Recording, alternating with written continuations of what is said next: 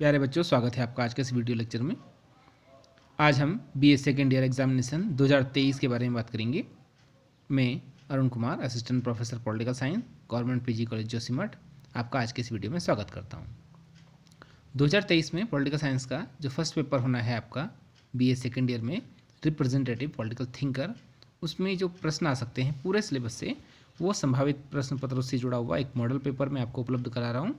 यदि आप इन प्रश्न पत्रों को, इन पेपर्स के आंसर करने का प्रयास करते हैं घर में, तो आपको परीक्षा में बहुत सहायता प्राप्त होगी और आप अच्छे अंकों से पास हो जाएंगे।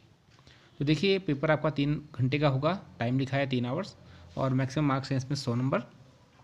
ये प्रश्न पत्र जो होगा 3 खंडों में बटा होगा, खंड अ, ब और स में। इसमें खंड अ में आपको 5 प्रश्न मिलेंगे, जिसमें से किन्हीं 3 प्रश्नों के उत्तर आपके द्वारा दिया जाना अनिवार्य होगा, और ये प्रश्न 15 अंकों का एक होगा। तो इस प्रकार से 45 अंकों का ये भाग होगा। खंड ब में आपको 8 प्रश्न मिलेंगे और सभी प्रश्न अनिवार्य होंगे। प्रत्येक प्रश्न 5 अंकों का होगा। इस प्रकार से 40 अंकों का खंड ब होगा। और इसके बाद जो आखिरी खंड होगा, खंड स, वो बहुविकल्पीय प्रश्न होंगे। एक एक अंकों का एक प्रश्न होगा, कुल 15 प्रश्न होंगे। इस प्रकार से 15 अंकों का ये भाग होगा। तो इस प्रकार से 45, 40 और 15 टोटल आपके 100 अंकों का ये प्रश्न पत्र 2023 में होना है। ध्यान दीजिएगा, ये एक मॉडल पेपर मात्र है, तो इससे काफ़ी प्रश्न आ सकते हैं। तो एक बार इसका अभ्यास घर में जरूर कीजिएगा। तो आइए देखते हैं कि कौन कौन से प्रश्न आपके इस 2023 की परीक्षा में आ सकते हैं। दीर्घ उत्तरीय प्रश्नों में देखते हैं। खंड अ, दीर्घ उत्तरीय प्रश्न। प्रश्न संख्या 1, प्लेटो के न्याय सिद्धांत का आलोचनात्मक परीक्षण कीजिए।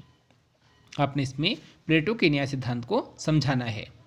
जिस समय आप लिखेंगे तो इसमें जो पूर्व के सिद्धांत थे उसका भी आपको वर्णन करना पड़ेगा, या जैसे ग्लोकन, सेफलस, पॉलीमार्कस या अन्य विद्वानों ने क्या बात कही है और प्लेटो ने न्याय के बारे में क्या कहा है, वो आपको इसमें बताना होगा विस्तार पूर्वक।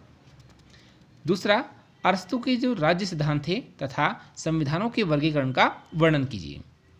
आप सभी जानते हैं कि अरस्तु पॉलिटिकल साइंस का जनक भी है, तो ये बहुत महत्वपूर्ण प्रश्न हो जाता है। संविधानों का वर्गीकरण और राज्य का सिद्धांत क्या है अरस्तु का, आपको इसको लिखना है परीक्षा में, तो घर पर एक बार अभ्यास अवश्य कीजिएगा।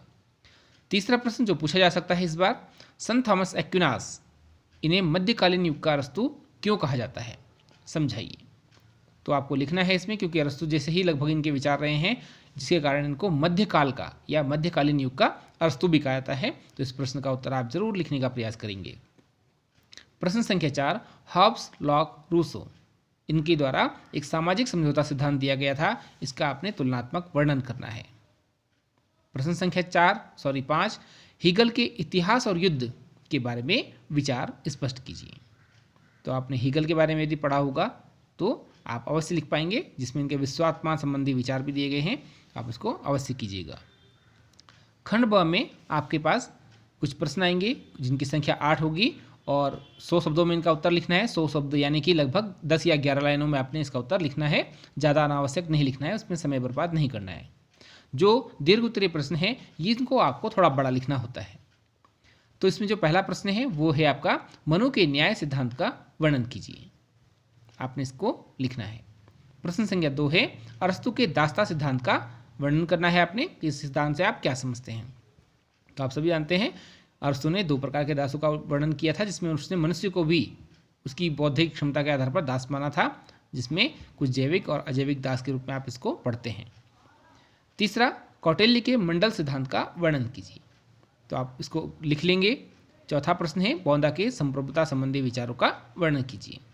आप सभी जानते हैं कि संप्रभुता संबंधी विचार क्या दिए गए हैं बौद्धा के द्वारा, कि संप्रभुता नागरिकों तथा प्रजाजनों के ऊपर ऐसी सर्वोच्च शक्ति है जिसे विधियों द्वारा मर्यादित नहीं किया जा सकता।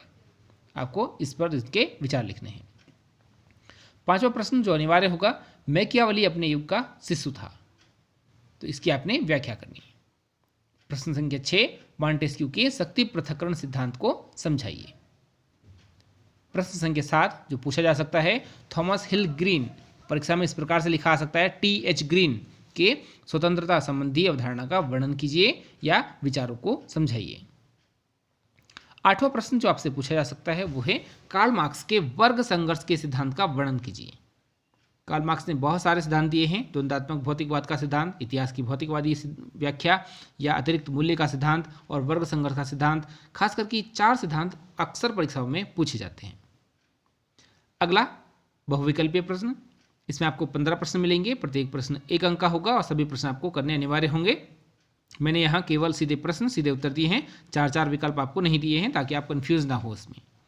तो क्योंकि पॉलिटिकल साइंस का पेपर है और अरस्तु इसके आपके सिलेबस में है, तो पहला प्रश्न पूछा जा सकता है कि राजनीति विज्ञान का जनक कौन है, तो आपको ध्यान रखना है अरस्तु। प्रश्न संख्या 2 जो पूछा जा सकता है, रिपब्लिक पुस्तक का उपशीर्षक क्या है, तो आप सभी जानते हैं रिपब्लिक स्टेटमेंट और लॉज, ये पुस्तकें किसने लिखी हैं, प्लेटो ने। और रिपब्लिक का जो शीर्षक है वो है न्याय के बारे में या न्याय से संबंधित। तीसरा है अर्थशास्त्र का लेखक कौन है, तो इसका लेखक है कौटिल्य, इन्हें चाणक्य या विष्णुगुप्त भी कहा जाता है। प्रश्न संख्या 4 जो पूछा जा सकता है, राज्य का आधार शक्ति नहीं इच्छा है, ये कथन किसका है, तो ये कथन है T.H. ग्रीन का, थॉमस हिल ग्रीन का। प्रश्न संख्या 5 मैकियावली अपने युग का शिशु था, किसने कहा, तो ये कथन डनिंग का है। प्रश्न संख्या 6 मनुष्य स्वतंत्र पैदा होता है परंतु वह सर्वत्र जंजीरों में जकड़ा हुआ है, यह कथन किसका है, तो ये कथन है रूसो का। अगला प्रश्न देख लेते हैं, प्रश्न संख्या 7 राज्य पृथ्वी पर ईश्वर का अवतरण है, ये कथन किसने कहा था, तो ये कथन है हीगल का। प्रश्न संख्या 8 शक्ति पृथक्करण सिद्धांत का जनक कौन था, तो ये है मॉन्टेस्क्यू। एक पुस्तक भी है मॉन्टेस्क्यू की, द स्पिरिट ऑफ लॉज, ये पूछी जा सकती है, तो ध्यान रखिएगा द स्पिरिट ऑफ लॉज का लेखक कौन है, मॉन्टेस्क्यू, या शक्ति पृथक्करण सिद्धांत का जनक कौन था, मॉन्टेस्क्यू। प्रश्न संख्या 9 वर्ग संघर्ष का सिद्धांत किससे संबंधित है, तो ये कार्ल मार्क्स से संबंधित है। प्रश्न संख्या 10 न्याय भय का शिशु है, ये कथन किसका है, तो ये कथन ग्लॉकन का है। प्रश्न संख्या 11 निम्नलिखित में से किसने दास्ता को प्राकृतिक माना है, तो ये है अरस्तु। प्रश्न संख्या 12 मध्यकालीन युग का अरस्तु किसे कहा जाता है, तो आप सभी जानते हैं संत थॉमस एक्विनास को मध्यकालीन युग का अरस्तु कहा जाता है। प्रश्न संख्या 13 लेवियाथन का लेखक कौन था, तो ये थे थॉमस हॉब्स। प्रश्न संख्या 14 सामान्य इच्छा का सिद्धांत किससे संबंधित है, तो ये है रूसो से संबंधित। प्रश्न संख्या 15 सोशल कॉन्ट्रैक्ट का लेखक कौन है, तो इसका लेखक है कार्ल मार्क्स। प्यारे बच्चों, ये एक मॉडल पेपर है आपके लिए, आपकी परीक्षा में अधिकतम अंक आपको प्राप्त कराने के लिए। यदि संभव हो सके तो इसे अपने अन्य मित्रों को भी अवश्य बताइएगा, क्योंकि अधिकांश बच्चे कई बार कक्षाओं में नहीं आते और उन्हें इसके बारे में जानकारी नहीं हो पाती। तो जितने ज़्यादा बच्चे इस प्रश्न पत्र को हल करने का प्रयास करेंगे या इन प्रश्नों को एक बार देख लेंगे परीक्षा से पूर्व, तो अवश्य उनको परीक्षा में अच्छे अंकों से उत्तीर्ण होने में सफलता प्राप्त होगी। ये आपके और आपके जो मित्र हैं उनके भविष्य के लिए उज्जवल भविष्य की शुभकामनाओं के साथ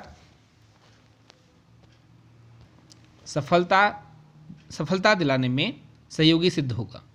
आज के लिए इतना ही, मिलते हैं सेकंड पेपर के साथ। नमस्कार।